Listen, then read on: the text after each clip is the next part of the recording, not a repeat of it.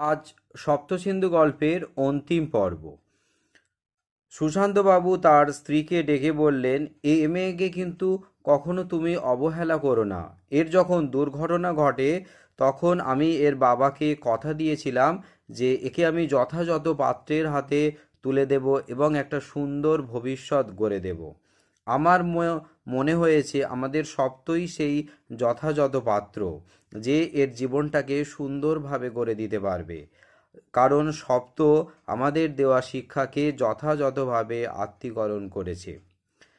তার স্ত্রী সর্বাণী দেবী বললেন, আমি তো একে আমার নিজের মেয়েই ভাবি, আর মেয়েকে বাবা তার সর্বস্ব দিয়ে রক্ষা করবেন এটাই তো স্বাভাবিক। বিশ্বাস করো, আমি তোমার জন্যে ভীষণ গর্বিত। সবাই তখন সর্বাণী দেবীর দিকে তাকালো। এমন সময় সৌমির বাবা ধীরেনবাবু মহাবিষ্টের মতো আপন মনে বলল, এই সেই বন্ধু যে যে তার বন্ধুর কল্যাণের জন্যে, মঙ্গলের জন্যে সপ্ত সিন্ধুর দূরত্ব ও বাধা অগ্রাহ্য করতে পারে। নমস্কার। কেমন লাগলো আপনাদের গল্পটা আমাকে অবশ্যই জানাবেন।